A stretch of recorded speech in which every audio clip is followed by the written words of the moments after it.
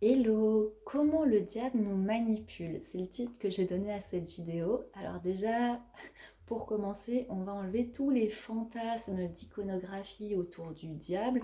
Quand je parle du diable, c'est vraiment cette énergie qui vient nous dissocier, nous diviser et nous séparer intérieurement, et bien tout simplement de notre essence véritable, et c'est tout ce qui nous détourne et nous éloigne finalement du cœur de nous-mêmes et de l'expression de ce qu'on est véritablement.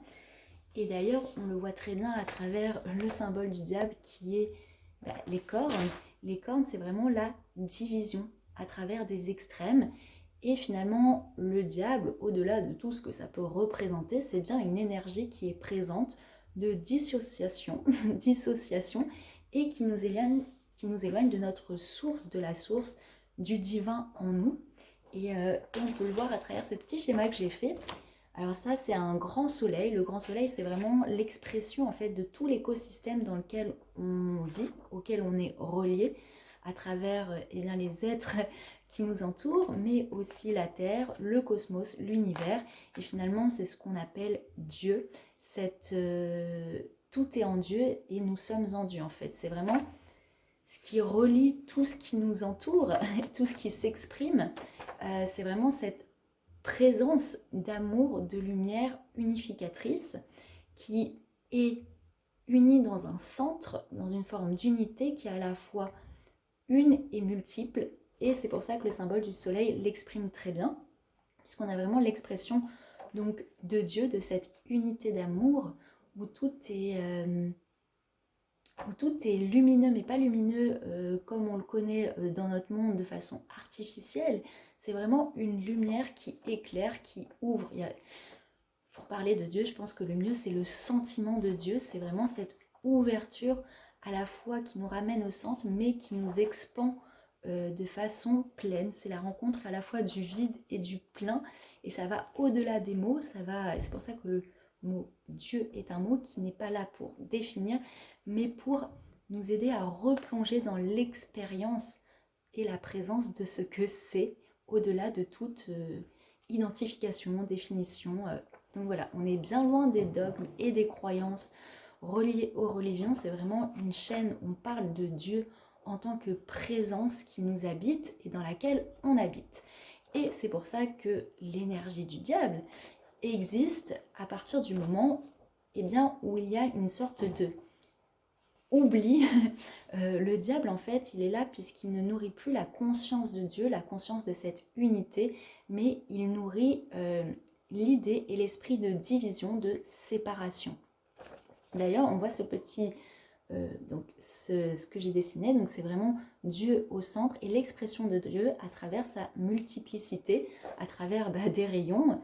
Et le diable se joue de nous au point de nous enfermer parce que le diable agit dans la matière. Alors la matière physique telle qu'on l'entend, mais aussi ce qu'on appelle une forme de matière, de substance qui est au niveau de l'astral et donc ce qui va jouer avec nos émotions et notre mental. Parce que la première des prisons n'est pas la prison physique telle qu'on la connaît dans notre monde matériel, mais c'est bien la prison beaucoup plus subtile, mentale et émotionnelle. Et ça, par rapport au degré de présence en Dieu, eh bien, ça reste une sorte de matière, de substance par laquelle le diable, ses énergies de division agissent pour nous diviser intérieurement. Donc voilà. Donc ça, c'est vraiment, ça pose les bases de quoi on parle quand on parle de Dieu, du diable. Voilà, j'ai vraiment envie qu'on sorte de tous ces égrégores pour revenir à l'essentiel. Et d'ailleurs, c'est bien un des pièges du diable, c'est de nous couper de l'essence des choses pour les complexifier au point de nous faire oublier le sens primordial et de nous pousser à trouver ce sens dans des opposés, dans quelque chose qui nous divise encore plus.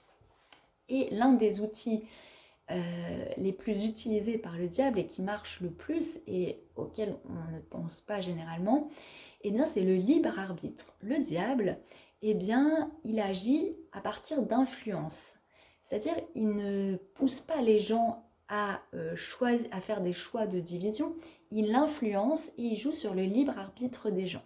Tout simplement parce que dans notre monde, on a l'impression qu'en tant qu'humain, eh bien, on est dissocié de tout cet écosystème, la nature, les autres, au point que la liberté individuelle prédomine sur, eh bien, un mot qui fait un peu peur, mais la soumission à l'autorité divine. Alors là, c'est des mots qui font très très peur, le mot soumission et autorité, tout simplement parce que l'ego pense que la liberté, c'est se défaire et de ce qui est de l'ordre de la soumission et de l'ordre de l'autorité. Mais il faut comprendre ces mots à travers la noblesse, c'est-à-dire que, par exemple, en tant qu'humain, eh bien, quoi qu'il arrive, nous sommes soumis aux lois universelles, aux lois de la nature. Donc, même si on a envie d'être dans une liberté absolue, ça reste un fantasme parce qu'on est soumis à la loi de gravité, on est soumis au fait de devoir respirer, on est soumis au fait d'être présent sur Terre pour incarner cette présence sur Terre, et ce serait une fuite. Et souvent l'idée en fait de liberté telle qu'elle est présentée dans notre société est plus un état de fuite qui du coup nous dissocie, puisqu'on, à ce moment-là, alors qu'on nous demande d'être dans cette, désolée pour le mot, cette forme de soumission aux lois universelles, aux lois naturelles, pour être eh bien, dans l'autorité divine. Mais ce n'est pas une autorité à laquelle on se soumet et à laquelle on est esclave, pas du tout. C'est une autorité qu'on intègre en nous-mêmes, et du coup, au lieu d'être esclave de cette autorité comme un chaînon, comme un boulet qui dépend de ça, on revient au centre de cette autorité et on devient l'autorité même. Donc, je donne un exemple. Un courant, s'il y a un courant et qu'on va à contre-courant, on est dans la résistance, dans l'opposition. Alors que si on se soumet à ce courant, donc on entre dans ce courant, alors on rentre dans la fluidité et on peut voyager avec ce courant et voir ce qu'il a à nous proposer. Et justement, aujourd'hui, la liberté, le libre arbitre tel qu'il nous est présenté, est plutôt véhiculé comme se mettre à contresens du courant de ce qui est, pour avoir cette impression de force, d'enjeu, et qu'on va mériter notre liberté. Il y a un peu, voilà, on joue là-dessus, on joue sur le sentiment des gens, mais il faut bien comprendre que ce qu'on appelle l'autorité divine, c'est juste respecter le courant, l'écosystème dans lequel on vit. L'écosystème dans lequel on vit, il y a une harmonie. On le voit très bien avec la nature, il suffit d'enlever les abeilles, il suffit de dérégler un endroit de l'écosystème pour que tout se dérègle et que la nature, eh bien, finalement, devienne chaotique et devienne un espace qui n'est plus, qui se rebelle en fait. Mais ils ne se rebellent pas comme les humains se rebellent, ils se rebellent parce qu'on a enlevé un chaînon d'harmonie et du coup la désharmonie s'installe. Eh bien, nous ne sommes pas en fait dissociés de cet écosystème, nous faisons partie même de cet écosystème, et vouloir s'en extraire, s'en libérer, eh bien là encore, c'est un piège dans lequel l'humain se met, alors que nous sommes soumis à cet écosystème et que nous sommes même garants de cette harmonie en acceptant les lois qui s'y trouvent, et ce sont des lois universelles, notamment qu'on rencontre tout simplement dans un espace qui est intérieur et qui est dans la rencontre eh bien, de son propre courant et l'expression de celui-ci. Et comment eh bien, cela se fait? Cela se fait à travers eh bien, accepter d'arrêter de nourrir les comportements dissociatifs et de division. Sauf que comme je l'ai dit, voilà, l'humain et surtout le malin utilise le libre arbitre pour donner l'impression à l'homme qu'il a les pleins pouvoirs. Et d'ailleurs, si on s'intéresse à tout ce qui est relié au satanisme, eh bien, la doctrine principale, c'est l'égoïsme libertaire, c'est-à-dire comment se dissocier d'un écosystème et d'une unité qui est à la fois une et multiple pour son petit ego et s'enfermer eh bien, dans une sorte d'égoïsme qui concernerait que nous. Donc, c'est-à-dire répondre à nos pulsions de désir et de plaisir qui sont souvent alimentées par les émotions et le mental, mais pour son propre bon plaisir personnel, individuel, quitte à ce que ça puisse faire du mal aux autres ou quitte à ce que ça puisse avoir un impact invisible sur l'écosystème général. Mais on choisit plutôt de répondre à cette forme d'égoïsme après tout, puisque c'est pour se sentir libre. Sauf que là, il n'y a pas de plus grand piège que ça. Et d'ailleurs, cet égoïsme libertaire, il est très bien véhiculé par nos sociétés libérales, capitalistes et surtout en Occident.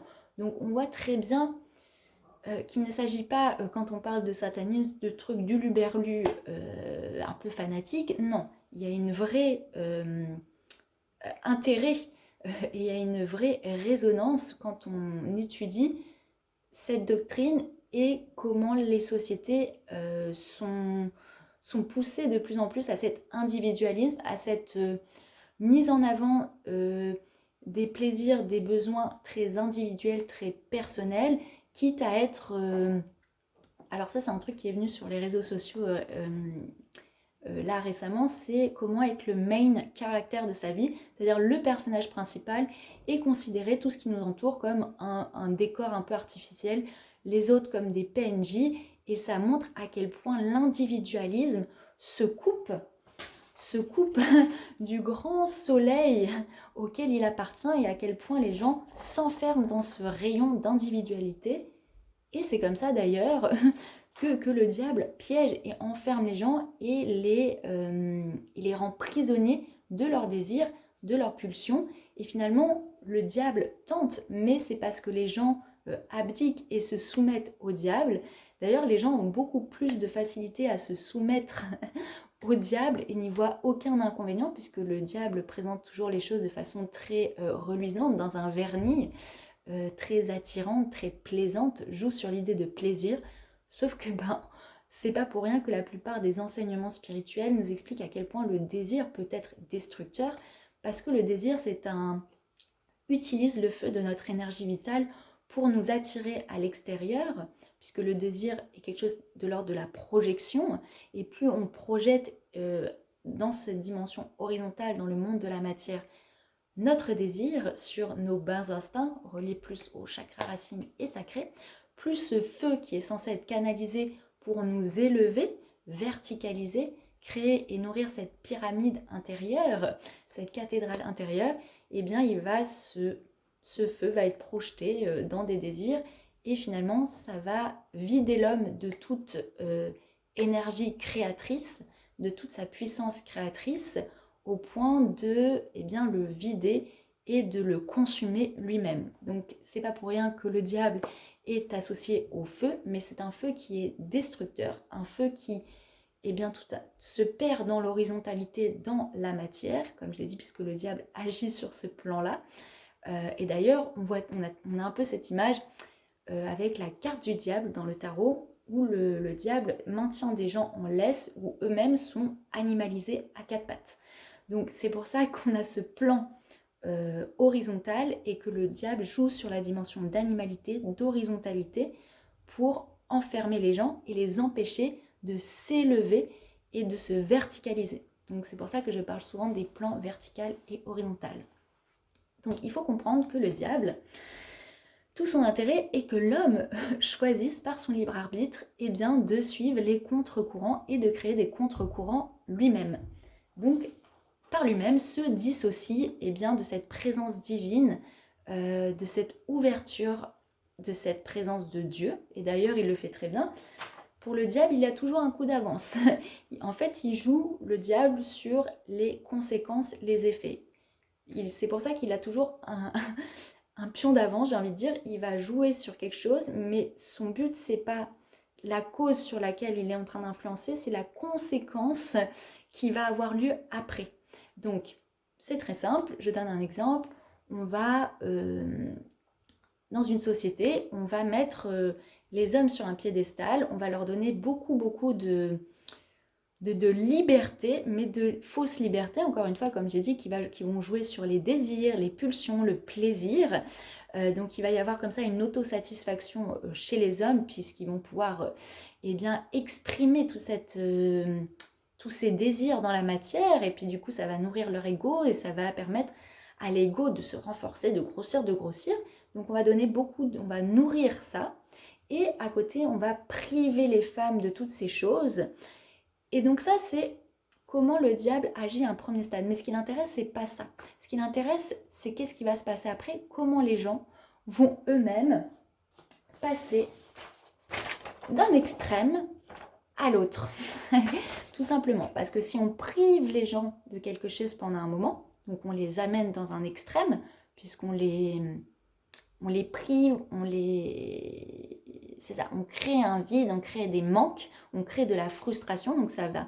Alors que l'homme, à l'état de nature, il est plein, complet, et comme il est verticalisé, il est inspiré, ensemencé dans cette abondance subtile à tout moment, et bien comme on vient le priver et l'éloigner de son courant intérieur en le privant, en créant des frustrations, et bien le diable agit d'abord comme ça, mais son plan, c'est que les gens qui sont privés se rebellent et pensent trouver leur liberté, puisqu'on va être tellement privé de quelque chose qu'on va penser que notre liberté se trouve dans l'inverse, dans l'opposé, dans la dualité. Donc ils jouent de la dualité.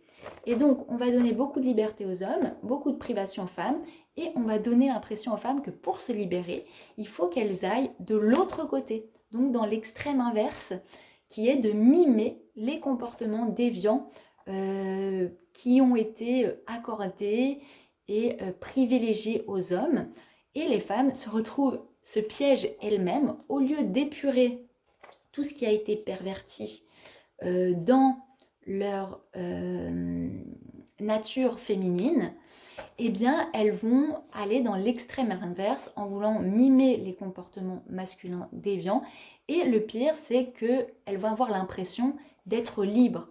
Par exemple, on va priver les femmes d'une sexualité épanouissante pendant un long moment, et pour leur donner l'impression de se libérer, que la liberté se trouve dans l'opposé, puisqu'il y a encore cette dualité, et d'ailleurs le diable, il a ses cornes, puisqu'il joue avec la dualité, avec les extrêmes. En fait, il passe d'un extrême à l'autre. Il n'a pas vraiment de... Il n'y a pas une logique précise. Le diable, c'est pas 1984. Le diable, il est à la fois dans 1984 où il y a des privations, où tout est privation, où tout est manque, tout est frustration, mais il est aussi dans le monde, dans le meilleur des mondes d'Aldous Huxley, dans tout ce qui est l'expression de plaisir à son paroxysme, dans le plein. Donc il est à la fois dans ce vide extrême, dans cet appauvrissement extrême, mais il est aussi dans cette jouissance extrême, qui sont deux extrêmes qui sont en fait la même face de la même pièce. C'est le pile et face de la même pièce. Il s'agit exactement de la même chose, mais ça exprime des extrêmes inverses. D'un côté, c'est avec un décor très beau, très verni, très reluisant, qui attire. Et ça, c'est exactement la même réalité déconnectée bien, du divin, déconnectée de l'amour, déconnectée de la présence divine chez les gens. C'est deux extrêmes qui se répondent. Et le diable agit dans ces deux extrêmes. C'est pas que un univers qui fait peur, qui prive. Non, c'est autant dans le trop plein que dans le trop vide. Parce que le diable, eh bien, fuit le centre, fuit l'harmonie du centre, fuit ce courant divin, fuit, eh bien, la présence de Dieu. Donc, on le voit bien aujourd'hui à travers ce qui s'exprime des hommes et des femmes.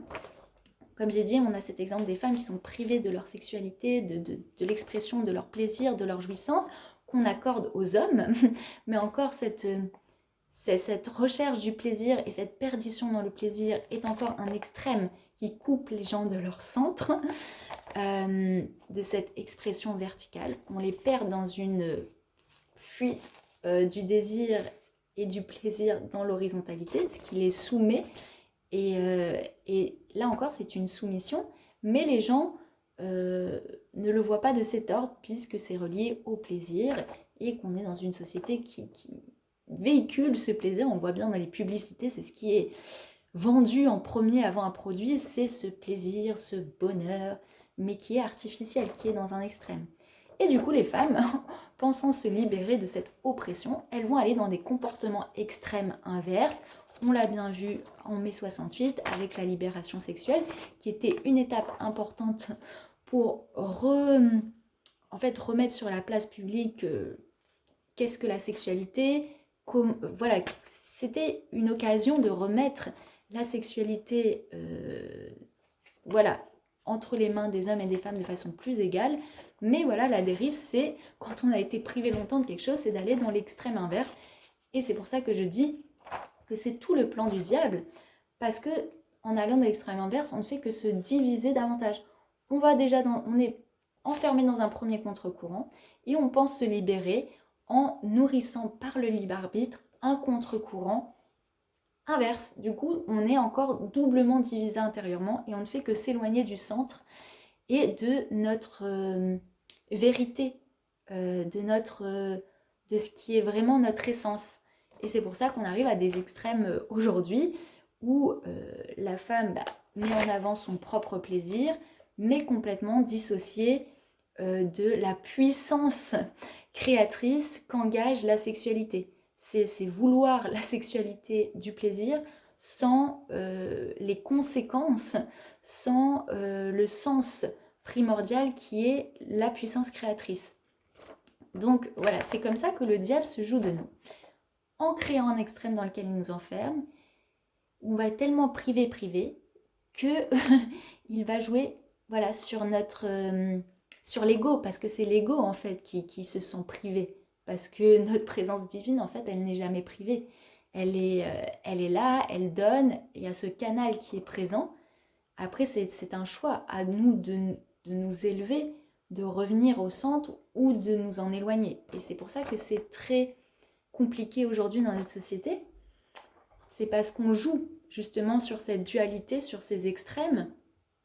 Et il y a un exemple qui est très concret aussi, c'est qu'avant il y a eu une construction artificielle de la bourgeoisie, par la bourgeoisie à travers la matière, à travers l'accumulation de la richesse de la matière, déconnectée, allant vers le luxe, L-U-X-E, qui est 4 lettres qui représentent cette façon artificielle de la lumière, parce que lux, L-U-X, 3 lettres, la Trinité, signifie la lumière. Comment ça a été dévié? Déjà en se coupant du mot Dieu, de ce qui est Dieu, en allant dans le lux, L-U-X-E, dans ce luxe artificiel de la matière, dans cette fausse représentation de la lumière. Et du coup, la bourgeoisie donc s'éloigne du centre, s'éloigne de lux, la lumière, de la Trinité, pour aller dans un extrême. Qu'est-ce qui se passe dans une jeunesse? Parce que c'est souvent à l'adolescence que ces contre-courants sont nourris. Et d'ailleurs, ça fait partie du processus d'apprentissage. Qu'est-ce qui se passe? Ces adolescents, ils vont au fur et à mesure comprendre qu'il y a un truc artificiel, ils veulent aller dans le sens inverse. Et pour se libérer, c'est comme ça que bien plus tard va émerger notamment le mouvement punk, qui est le contraste inverse, l'opposition extrême de la destruction. Là, il y a une construction dans l'artificiel, et du coup, pour aller à contre-courant de ça, pour se trouver dans une forme de vérité, il y a aller dans la destruction de tout ça, à travers le mouvement de punk. Mais ce qui est dommage, c'est que c'est une réaction de contre-courant qui va dans l'extrême inverse. Et plus on est dans un extrême, et plus la société nourrit des positions extrêmes, et plus forcément, elle crée sans s'en rendre compte des contre-courants extrêmes. Et c'est comme ça qu'on a toujours ces rapports d'opposition, de dualité. On le voit très bien à travers les débats télévisés, de positionnement, toujours, soit dans un extrême, soit dans l'autre, ce qui fait qu'on ne va jamais dans le centre, dans l'harmonie et dans la complémentarité, mais on est toujours en train de nourrir cette division. Et en fait, le diable, c'est cette énergie qui se joue de tout ça et qui ne fait qu'enfermer les gens dans des extrêmes.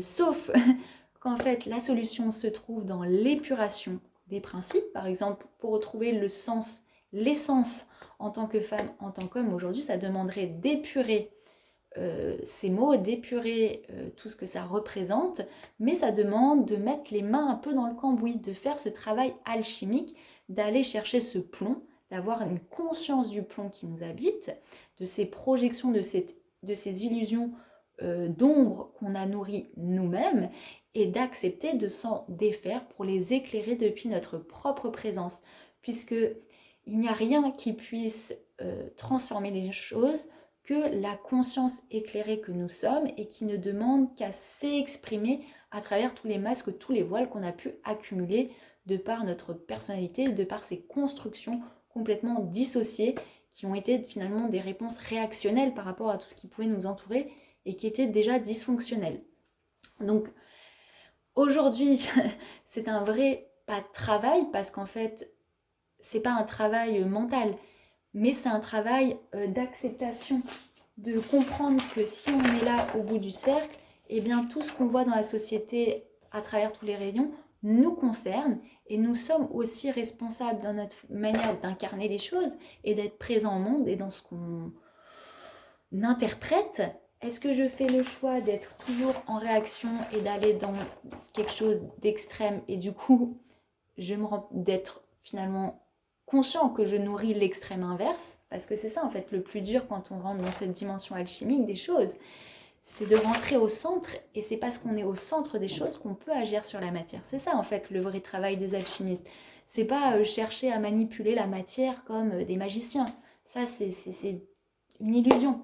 Le vrai travail de l'alchimie, c'est revenir au centre des choses et d'avoir cette responsabilité du centre. Si je suis au centre, si je suis en Dieu, ça veut dire que tout ce que je vois me concerne. Et c'est parce que j'accepte d'être dans cette autorité divine que je deviens l'autorité divine. C'est parce que j'accepte de me soumettre aux lois universelles. Alors, en me soumettant, je reviens en dedans. Et c'est parce que je suis en dedans que je peux agir à travers et exprimer à travers. Donc c'est ça en fait toute la... ce qui peut compliquer les choses, mais vraiment aujourd'hui, l'idée c'est de revenir au centre et d'épurer les choses, que ce soit même le mot Dieu, c'est pour ça que j'en parle autant sur cette chaîne, c'est épurons ce mot, épurons-le de tout ce qui a pu être perverti à l'intérieur, et d'ailleurs c'est comme ça que le diable se joue, il pervertit le mot Dieu en le définissant, le limitant dans une petite case, et du coup en le coupant de son sens primordial qui est l'essence de tout, et l'enferme dans une petite définition faite de dogmes, de croyances, de projections qui font très peur aux gens. D'ailleurs, quand on parle de Dieu, c'est compliqué parce que ça fait peur aux gens souvent.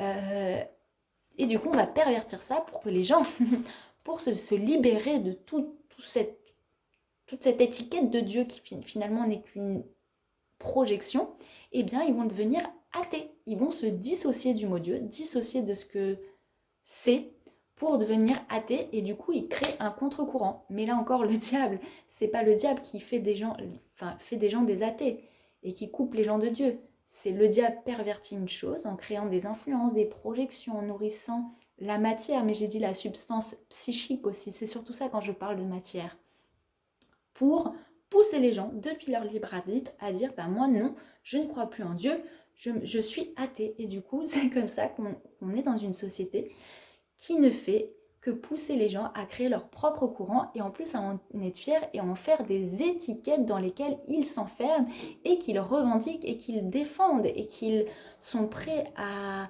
défendre coûte que coûte les uns contre les autres. Et c'est comme ça qu'on crée des guerres d'idéologie, des guerres en tout genre et ça ne va pas s'arrêter. Donc vraiment faire attention quand on parle d'un sujet, d'un principe, revenir à l'essence primordiale, ontologique, et ne pas avoir peur d'entrer dans les mots qui font peur, comme le mot Dieu, comme le principe féminin, principe masculin, rentrer, pénétrer dedans, entrer dans ce mystère et épurer de toutes les projections qui ont été faites, parce qu'en fait c'est ça aujourd'hui, les gens n'ont pas envie d'aller dans l'épuration, dans le dépouillement, ils veulent au contraire ne faire que rajouter des apparats, des manteaux pour exister à travers ça. Mais aller à la rencontre du dépouillement et exister à travers cette épuration, ça demande du courage, du cœur à l'ouvrage.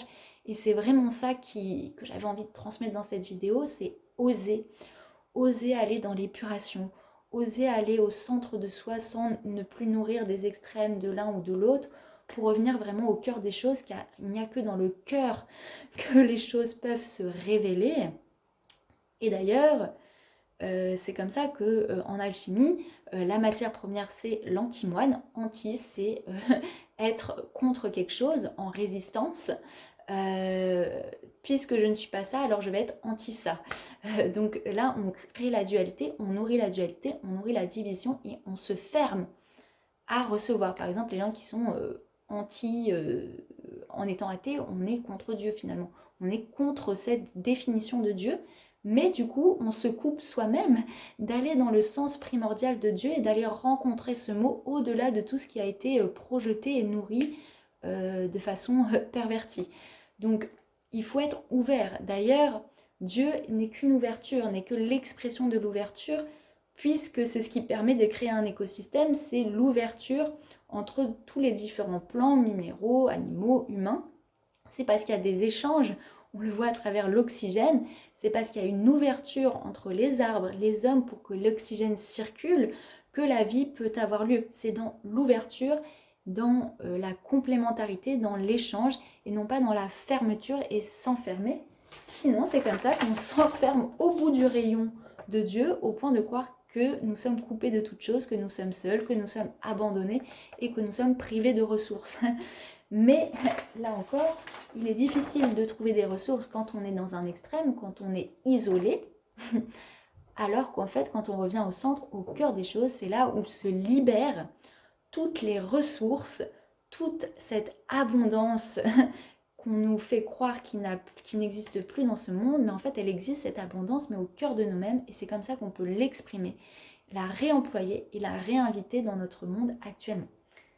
Donc voilà, cette vidéo est un peu longue, à chaque fois je me dis je vais faire court, mais je n'y arrive pas, trop de choses à raconter, j'espère que vous êtes restés jusqu'à la fin, et je vous remercie en tout cas pour votre écoute, pour vos commentaires et d'être de plus en plus nombreux sur cette chaîne. Et puis j'ai hâte de vous retrouver pour un prochain sujet de partage.